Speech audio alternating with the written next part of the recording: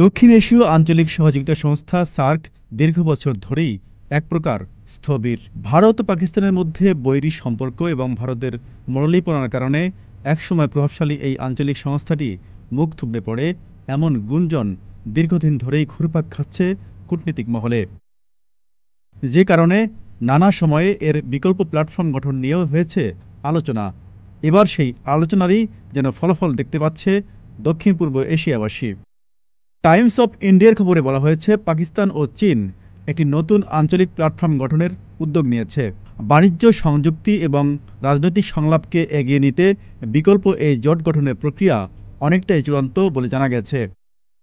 ইসলামাবাদের কূটনৈতিক সূত্রে বরাত দিয়ে টাইমস অফ ইন্ডিয়া জানায়, সম্প্রতি অনুষ্ঠিত চীন পাকিস্তান বাংলাদেশের কুনমিং ত্রিপাক্ষিক বৈঠকের পর এই উদ্যোগ গতি পেয়েছে। প্রস্তাবিত জোটে দক্ষিণ ও মধ্য এশিয়ার একাধিক দেশ অন্তর্ভুক্ত হওয়ার সম্ভাবনা থাকলেও আপাতত ভারতের থাকার বিষয়টি প্রায় অনিশ্চিত বলে মনে করা হচ্ছে। সার্কের অচল অবস্থাই এখন একটি নতুন বহুরাষ্ট্রীয় কাঠামো গঠনের সুযোগ এনে দিয়েছে বলে মনে করছে ইসলামাবাদ ও বেইজিং। Z news, Dhaka.